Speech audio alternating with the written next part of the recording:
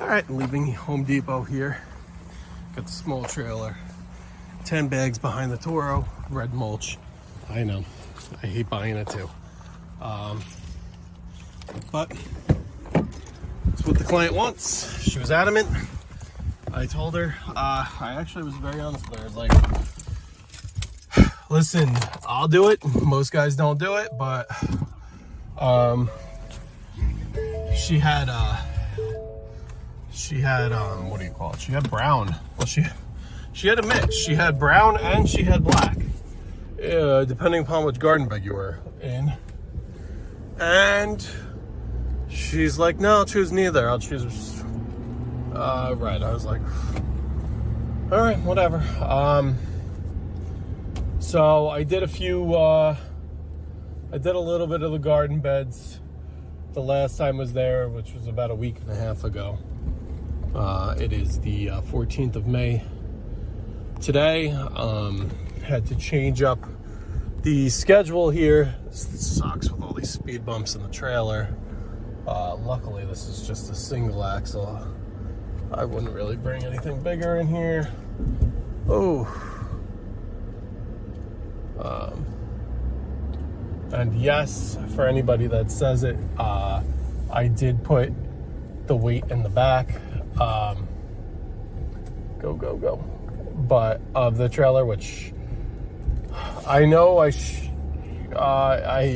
I'm all about no trailer sway, and you shouldn't load the back of the trailer heavy. I'm going a mile down the road, and the mulch was super light. It was dry as could be. Oh, I let you go, and then you're not going to go right. What a fuckhead. Or you're not going to... I'm going to squeeze by here.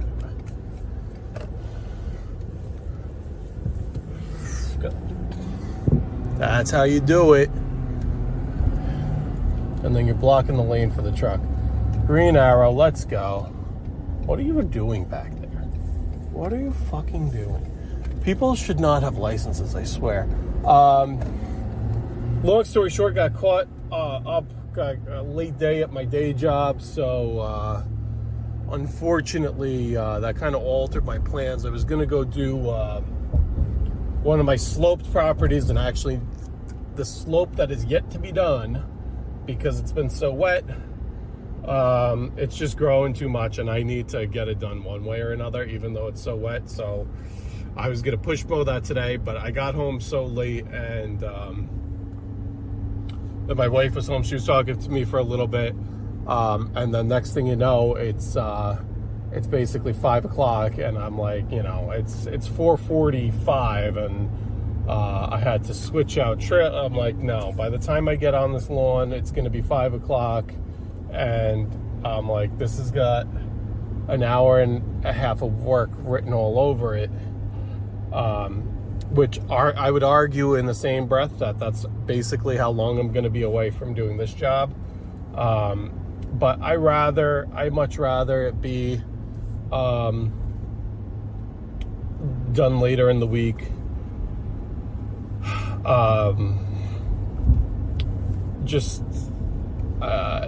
This job is not as physical. I just had a real super physical day yesterday, and I'm just kind of lazy,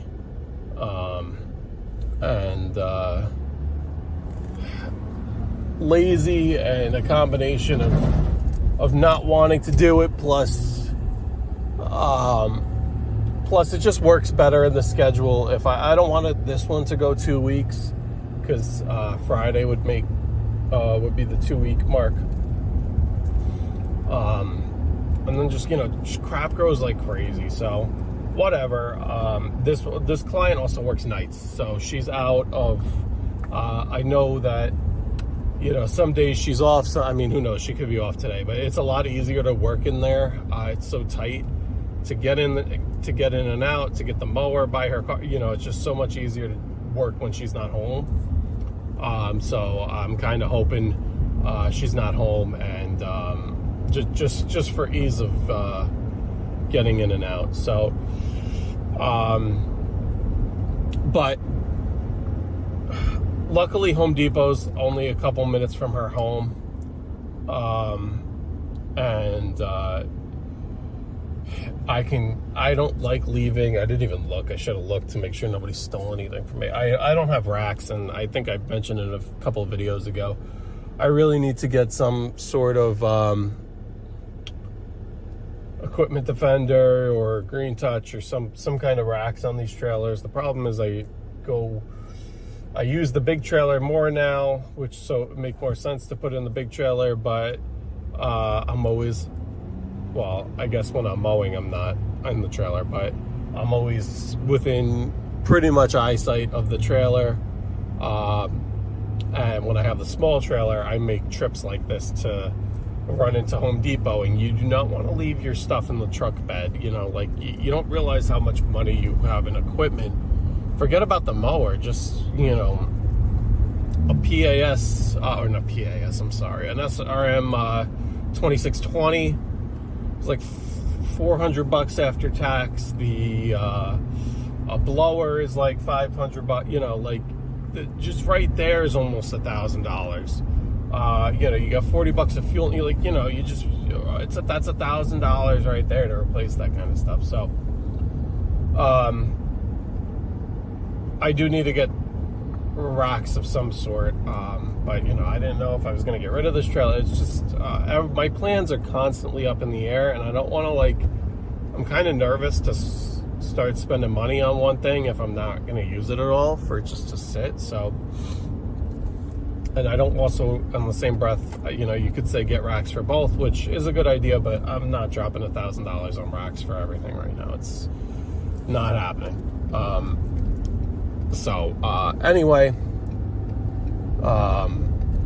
this driveway is really tough to get in and out. You basically got to crawl to a stop. There's cars that come around this corner like crazy, and I got to make it so hard to get in and out, but we got in pretty simply there.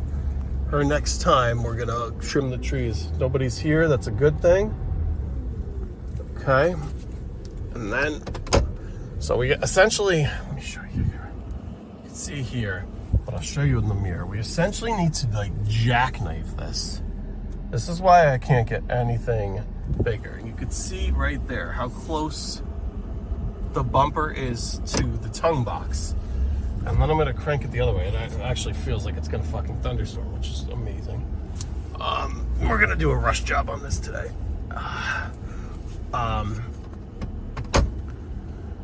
But anyway, why it better not fucking thunderstorm. It better not. It said no rain until 8 o'clock. And it's 5:30.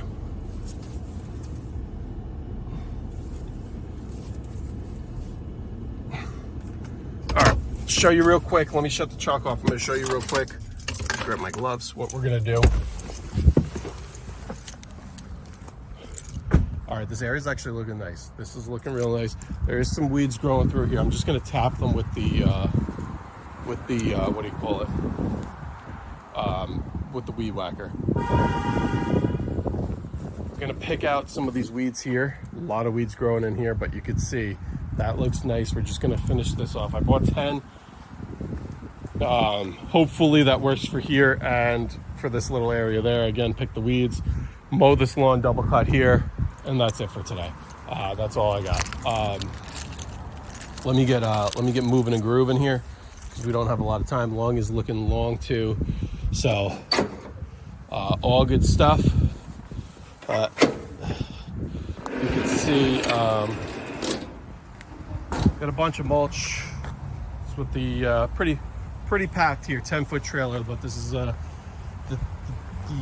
basically the biggest thing I could get in and out of here. And then we still do have our equipment, so that's good. All right, let me get to working. All right, time is 6:15 here.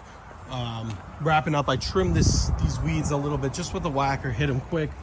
Mulched here, red mulch. It doesn't match perfectly. You can kind of see the color difference from back where the chair is over there, but it'll blend in. This is just that's like 2 weeks old versus a week, you know, this current.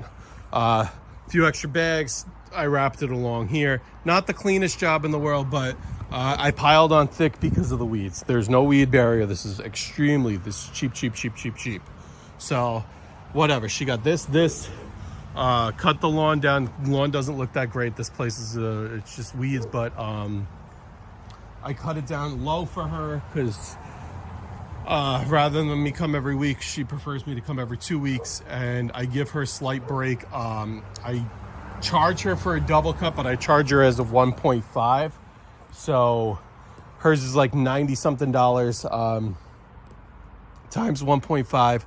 This we had bags, 10 bags. They were like $3.33 a bag. With tax, it was like $36. $36 in mulch. What I'll do for, she gets kind of a special rate. I'm gonna charge her $100 for the mulch, so I'll make like 60 something off of it, but I'm also charging 60 something to weed, so it'll be 125 at a half hour for weeding, half of 125 for a half hour, so that's like 62. So all in all, we're probably looking at 120, I don't know, mid-twos after tax for about an hour of service. Costs $30 and little tiny bit of time and fuel. But I gotta get out of here. I gotta get home. Have a great day, everybody. Okay, real quick, if anybody was wondering, thinking I take advantage of that client or anything based on the pricing, pricing is completely upfront. So they know that that house, not only is it tight to get the truck in and out, it is on a busy road around a blind curve. It is so freaking sketchy to get in and out, and it was such a bittersweet thing when she told me that she has to leave that property, because I can't, it's just such a, the amount I'm risking, it's almost not worth it to get in and out. I get the price high, but it's out of the way. It's just, there's so many factors that like have it as a cancel, but it's just hard because she was one of my first clients and she's so sweet and she's willing to pay the premium, but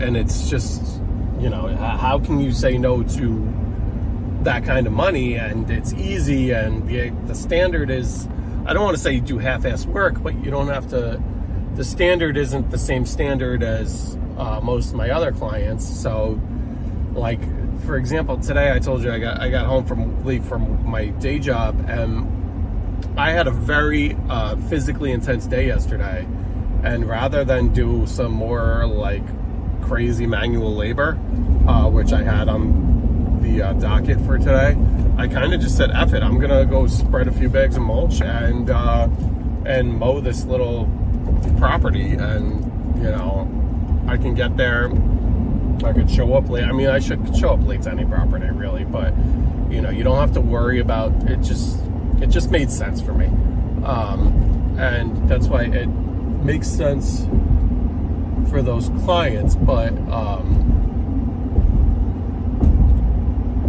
just making sure there's a cop back there, and I'm holding this phone. It makes sense to keep her, and it's hard. So I'm hoping that she moves soon, and I hope I get to follow her to wherever she's moving to. I mean, it's a really weird situation. I've never really heard of rentals where the client who's renting, the renter, is responsible for the grounds, but supposedly that's what she has, and that's what she told me about a property she ended up not going with. But she told me about a property that I guess was a potential, and wanted to make sure I could still service that area. So I mean, that's all just, it's just different. I've never really heard of it, but I guess there's a market for that, and maybe they maybe the rent is a little cheaper. I don't really know, but it is what it is. So, and you know, just for pricing, this is me cutting her a break too. But when I pulled out of there, first of all, it's behind the blind curve, so not only do you have to obviously check both ways a million times to make sure nobody's coming, I have both windows down, music off, completely silent to listen for the cars. You have to almost act like you're blind and listen for traffic. And when it sounds like there's no traffic, you know, and it's obviously looks clear, that's when you got to go. And it's hard because she has, it's tight, and it's hard to make the right-hand turn out of there because her mailbox is so close, and she's got garbage cans and all this stuff, and pillars on the left side, so you can't swing wide to make that turn, even with such a small trailer. And there's a lot of loose gravel, so it's hard to just like to kind of like get on it, because then you end up spinning and going nowhere, which makes it even more unsafe. But you know, even pulling left, you know, I had somebody, I pulled out. I mean, I was clearly out, but they were full slam on the brakes or full slam on the brakes because of the trailer behind me. And it's just, it's part of what you have to do, but it's crazy sketchy. And that's why, you know, that lawn is, I'm not good when it comes to, most of my lawns are bigger, so I don't know how to estimate it in terms of square footage. It's less than a quarter acre, I would say, of grass. It's probably like if I were to guess, the grass area, the mow area, it's probably like 0.15, 0.12, somewhere in there. And I'm getting $90-something to, you know, for, you know, that took me 12-15 minutes to double cut, to go over it twice. If I'm going over it once, I mean, man, sorry, this road is so bumpy. It's, you know, you're talking about, you could do it in 5. You could do that whole lawn in 5 minutes. You could do the whole thing under 10 with trimming, blowing, going back to the truck, loading the trailer, loading the mower on the trailer, like strapping it down. You could do everything in under 10 minutes for $92, $94. I forget what hers is, something around there. Say low 90s.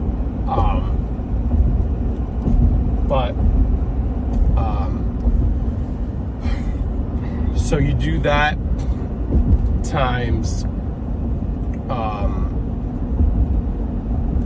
1.5 with tax. Let's just say you're at 150 when you add in tax. 150 for the mowing. Then you got $100 for the mulch. That's $250. And then you got, I said low 2s, I meant low 3s. Then you're at 62, 65, somewhere around there for the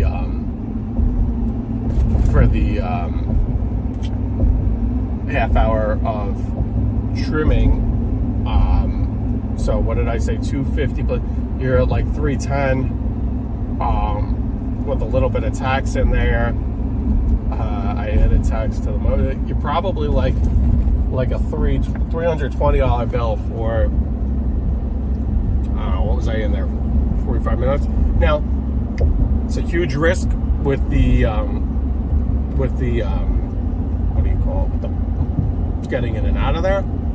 The mulch, you know, I gotta take my time. I gotta risk my equipment getting stolen. It's time for me to shop for it. I gotta pay for it up front. You know, it's like $40, $36. You know, it's not all free, and you know, you're really adding beauty. I mean, where can you get mulch done for, you know, where can you get your whole yard remulched for not paying, you know, so paying something like that? So It's just unfortunate because she's racking up some pretty high bills. It's like, you know, within her last few services have all been, you know, she probably has, you know, $1,000 within the last few services, and I know that she's, you know, tightly strapped for money, so I'm gonna start going there a little less. I'm not. Next time I go, I'm just gonna mow. She has all these plans to do this, and this, but we got to catch up on some overdue invoices and before we move forward with anything. We'll just go from there. But that's that. 45 minutes, $325. Let's just say. Not bad. That's like $400 an hour or something like that. So, not bad. Not bad. Have a great rest of your day. We got rain coming in tomorrow. Tomorrow we will not be working. Looking forward the rest of the week. I think what I'm going to do is my Southern Putnam, Northern Westchester properties, which I normally do on Saturday, I'm going to move those to Thursday afternoon. Because Wednesday, all day Wednesday is going to rain into part of Thursday. And you only get the afternoon in Thursday. Lawns are still going to be wet. I can do those lawns while they're wet. And then Friday, I will do these property on the top of the mountain in Stormville, so to speak. I don't want to be on that slope while it's wet. So that's like the preliminary game plan. You know, we'll see what ends up happening, and obviously make adjustments accordingly. But that's the plan. And again, we'll see how we actually move forward. But I'm looking forward to an off day tomorrow because I've just been going ham, and Saturday looks like it's going to be rainy. So we'll have Saturday off, Sunday off, and next week looks good. Next week looks so far like every day is a good day. So that's the plan.